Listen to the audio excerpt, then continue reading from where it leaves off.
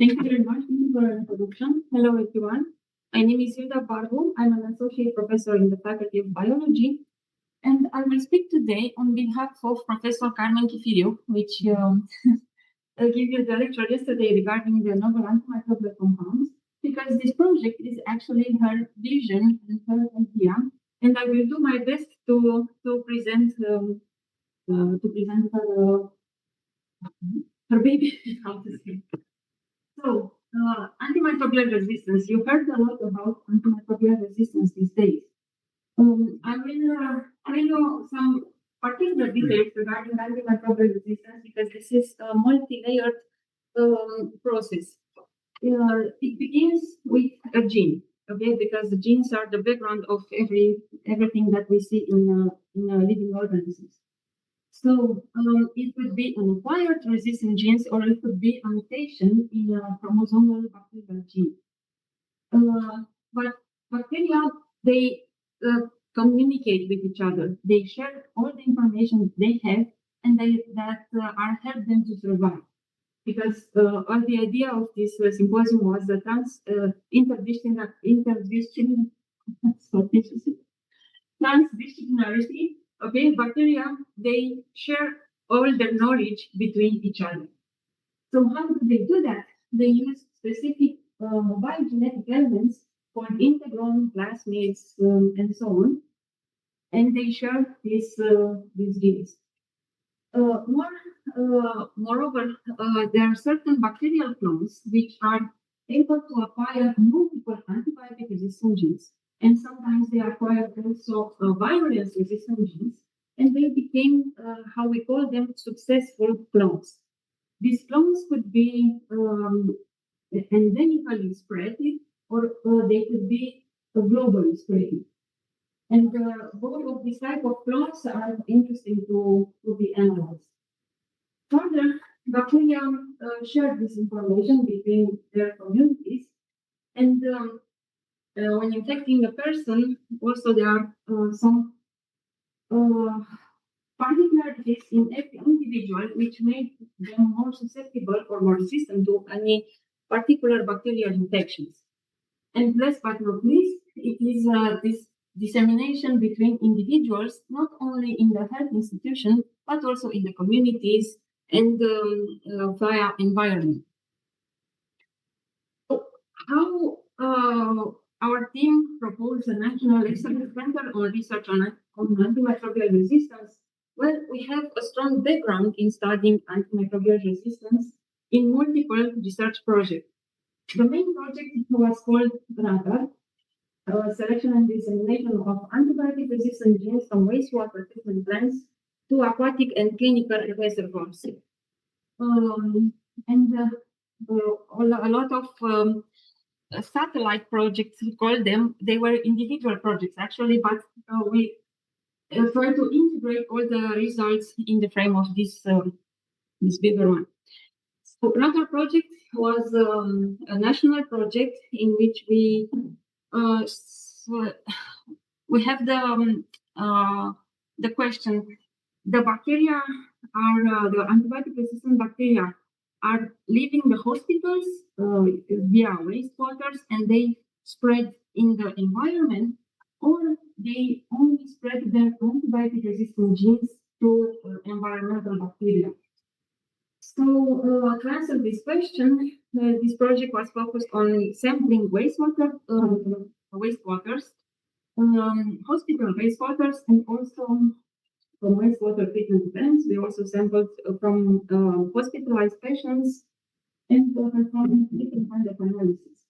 So, for example, we noticed that in downstream wastewater treatment and downstream samples, there are higher antibiotic-resistant bacteria compared to the upstream samples. And we noticed that aeration tanks, which is a biological aeration step in the wastewater treatment plants, well, they somehow reduce the load of antibiotic-resistant bacteria, but still antibiotic-resistant bacteria manage to survive and go via effluent of the wastewater treatment plants to surface waters. And we found, and we still find antibiotic-resistant bacteria in surface waters.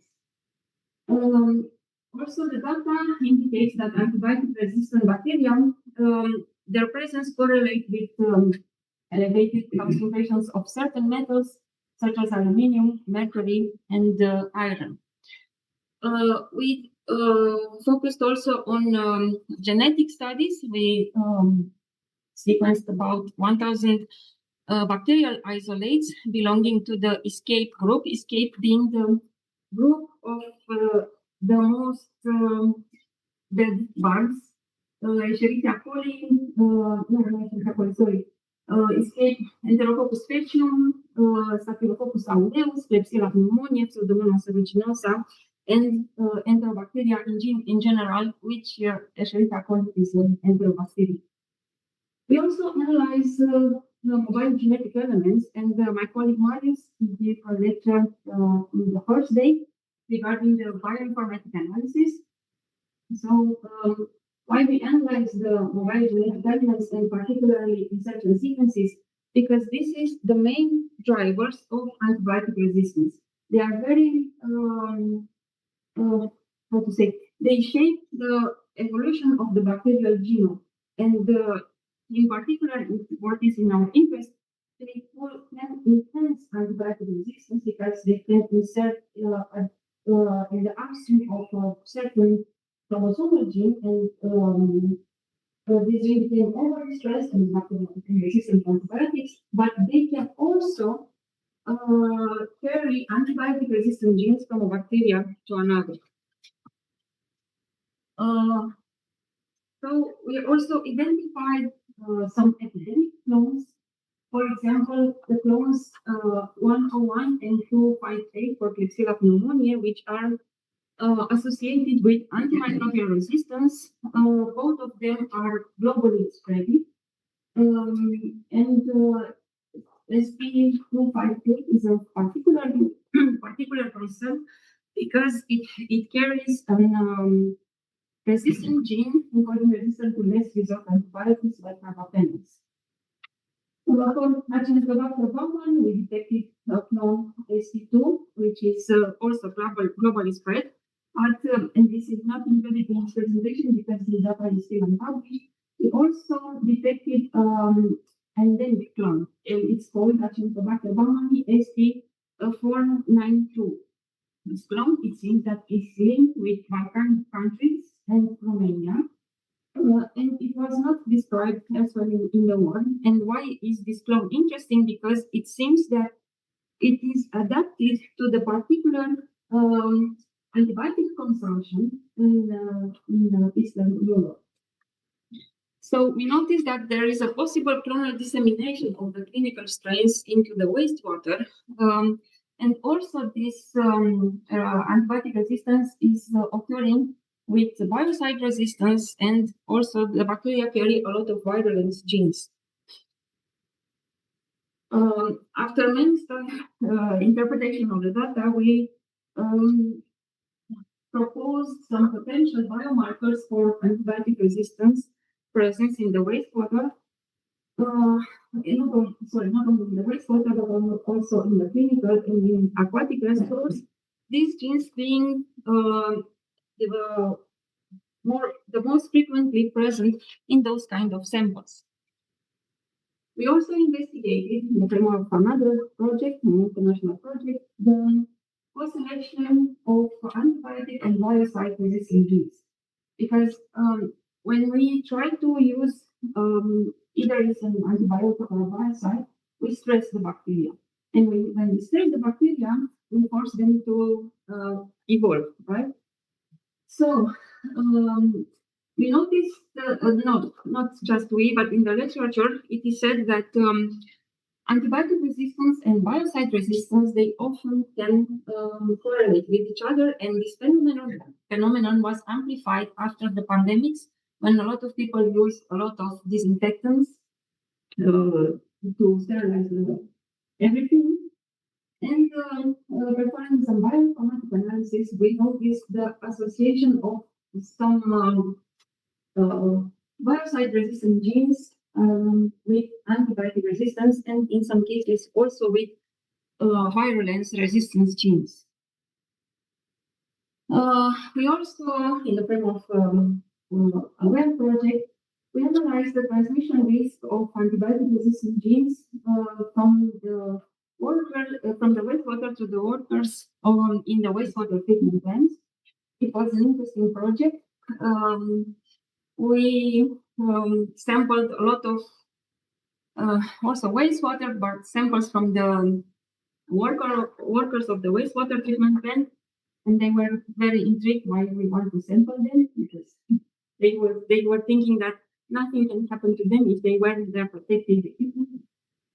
Okay, we noticed that wastewater treatment plant workers and nearby residents are more likely to be colonized with a particular type of E. coli.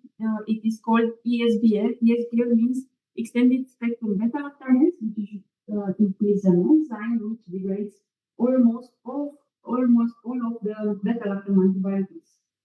So if you work or you live in a nearby of a wastewater treatment plant, you are likely to be colonized with antibiotic-resistant bacteria.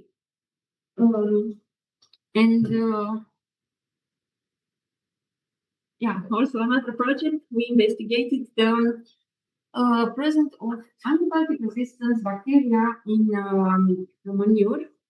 This project, it's still the data is still being under analysis, but in the preliminary data, we noticed that also ESBL E. coli persists in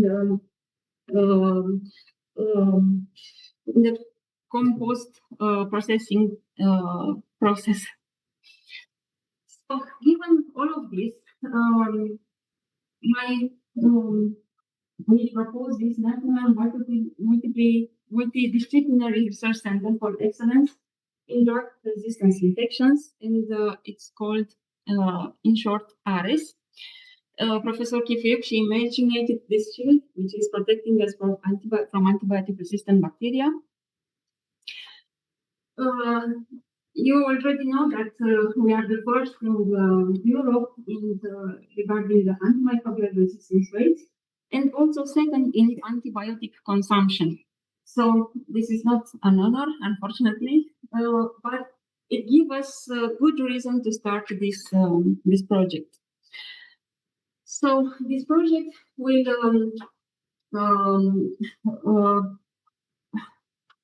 focus on the most dangerous drug resistance pathogens, not only on bacteria in the escape group, but also on viruses and fungi.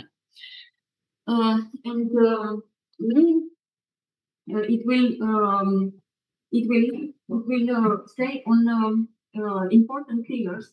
For example, we will start with surveillance, because in Romania it is not very well known the distribution of certain antibiotic-resistant bacteria and antibiotic-resistant genes, and more studies are needed in order to have a clear image of the spread of antibiotic-resistant bacteria. We will also track the transmission and evolution of this resistance, not only in the clinical, but also in the environment. And we will focus also on innovation in diagnostics, therapeutics, and interventions measures. This consortium is formed between multiple institutes. It's a transdisciplinary project. There are two comprehensive universities, three medicine and pharmacy universities, one private company, and two chemistry institutes belonging to Romanian Academy. And we have a high-level mentor, Claudiu Supuran, which was here yesterday, and you are already familiar with his work. This project have a profound interdisciplinary approach, because the teams and the institutions involved in this project have different background and expertises, but we consider that this is fundamental in order to achieve the goal of the project, because we have multiple goals, because otherwise by ourselves we are not able to fulfill. So As I said, we will start with the surveillance because there are insufficient knowledge in antimicrobial resistance local landscape. So we will provide science-based knowledge for targeted interventions, and based on the data we already had in the previous project, we will build this surveillance framework. Also, we will focus on the in vivo transmission of antimicrobial resistance. We already have expertise in studies using Drosophila melanogaster. We assess the transmission of bacterial resistant genes in the guts of the flies, and we will, based on the data that we have regarding the innate immune response of the Drosophila, we intend to extrapolate this data and integrate in human data and later on clinical trials. Regarding the therapeutics and diagnostics, we also will develop some based on the data we already have. For example, carbonic antibodies inhibitors, anti-biofilm agents, and so on. We will develop these compounds, and only the most promising ones will be selected and further validated in order to further propose them. We also have this private company, which already have experience with developing kits for detection of several types of pathogens, for example, SARS-CoV-2. And we also will propose enhanced protocols for in silico, in vitro, and in vivo evaluation assays. And we have a lot of goals, as you see. Last but not least, we will focus on interventions because there is in the development a national action plan to combat antimicrobial resistance, and all of this will be implemented in One Health strategy draft, in a national One Health strategy draft, and also we will provide educational courses, trainings, and policy brief in order to share the data we will obtain. So the project contributes to the European targets set by ECDC in order to lower the consumption of antibiotics and to reduce the overall burden of antimicrobial resistance. So I hope that I was clear enough, and thank you for your attention.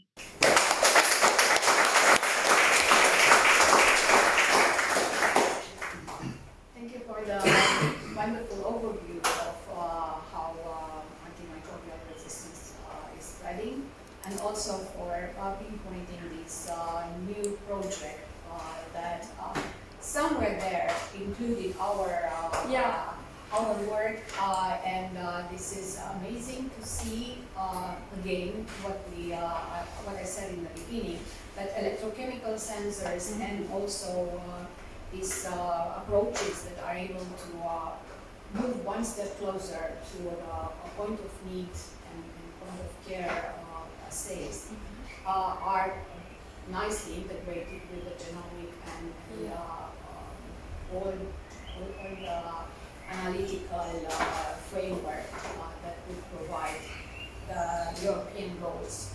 Yes, decrease the antimicrobial resistance. So if there are questions, two short questions. Number one, what is the number of the bacteria in different, like in the places where they clear the water and in the lakes that afterwards is flowing?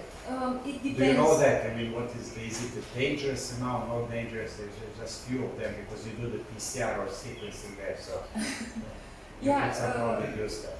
Well, it depends on the season. If it's hot outside and the water is warmer, there are more bacteria. And sometimes it also varies because, how to say, when it rains, the water is more diluted, and also the wastewater treatment plants, they release less antibiotic resistant bacteria. Well, regarding the danger of swimming in this kind of water, well, these bacteria, they don't have that much of virulence genes in order to be able to start an infection in a healthy individual. If you will be, if someone will have an immunity problem, I would not recommend to swim in these waters. Because we still have the advantage that bacteria, they don't know how to be very resistant and also very virulent in the same time. Yeah. But also these bacteria, they can spread further from the waters to the crops, and a study from Netherlands, they show that almost all the vegetables are contaminated with ESBL E. coli. So. And just a short question, I mean, these people that you tested there, Yeah. do they develop some specific immunity, I mean, to some of the, maybe, of this resistant Well, we didn't bacteria? go that further. We only sampled. Like they're vaccinated, Two practically. samples from them and asked them to fill a questionnaire. But we didn't perform any more analysis. That would be interesting, I think. Yeah, thank you. It was very nice overview of the project. And a detailed question. You were saying there was a correlation between antibiotic resistance and biocycle. What kind of biocides are correlating with this, and what kind of genes is it that gives biocide resistance? Well, regarding biocide resistance, there is a problem that it's not yet very well characterized. And it's actually not very correct to say biocide resistance because there are no guidelines in order to say this is the MIC or the concentration. Beyond that, the bacteria is resistant to a certain biocide. So it's better to say increased tolerance. Anyway, and also the genetic background of biocide resistance is not yet very well understood. There are some databases, there are some studies, but we work on this project because we also wanted to contribute to the development of these guidelines to detect biocide resistance, or to set the guidelines for biocide resistance, and also to detect some biocide resistant genes. So I cannot tell you a specific correlation now, but we will do further studies and maybe sometime I will have an answer to that question. Yeah. Do you think that this might mean that it's a little bit dead end to do what people try to do now, to combine, for example, these antibiotics with AMPs and ionic liquids and things like this? Because they anyway correlate, so does that mean that they also go through the adoption tolerance processes? Well, Or is it just a correlation? yeah, I think that they can survive to everything we develop to kill them. So I think that sooner or later they will somehow develop this process, and they will correlate the higher tolerance to different I think there's a difference whether, for example, the process of adoption tolerance is synergistic between the two. If the correlation really means as a mechanism that's similar, then probably it's not really good to go in this direction. If it's just a correlation because it's exposed to both of them, then it still makes sense, right? So difference between causality and correlation. Yeah, I understand. Regarding antibiotic and biocide resistance, in the most of the cases there are efflux pumps involved. So these efflux pumps, they get out of the cell not only antibiotics but also biocides. So it's In that sense, yeah. Thank you very much. Thank you. If I may just add, I think it's also dynamics. Thank you very much.